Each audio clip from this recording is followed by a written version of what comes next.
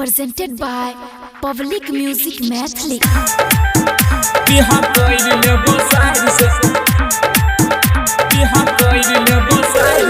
शादी कैलो सैया तू तो अपना पसीन से, अब किया करे छो हमारा बहिन से, अब किया करे छो हमारा बहिन से। शादी कैलो सैया तू तो अपना पसीन से, अब किया करे छो हमारा बहिन से, हमारा बहिन से। मांगे चाहिए टिकली सिंदूर बात करबो गायर से, मांगे चाहिए टिकली सिंदूर बात करबो गायर से। जोग बपचोदी जोग बपचोदी बिहा कर लेबो साइड से, जोग हरम जादी बिहा कर लेबो साइड से, जोग बपचोदी बिहा कर लेबो साइड से, बिहा कर लेबो साइड से, कर लेबो साइड से।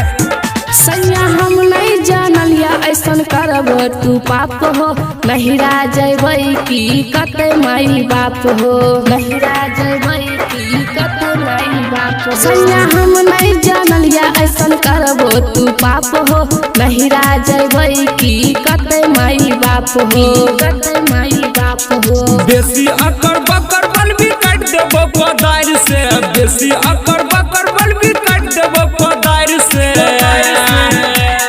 जोग बपचोदी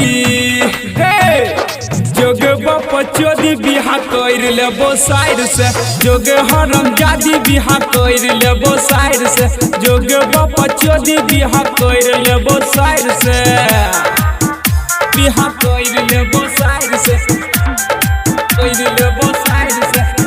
सैया सोनू हम कर देबा तोरा ऊपर के सहो, हम पर दीवाना अब कहे छना रे सहो, हम पर दीवाना अब कहे छना रे सहो। सैया सोनू हम कर देबा तोरा ऊपर के सहो, हम पर दीवाना अब कहे छना रे सहो, कहे छना रे सहो।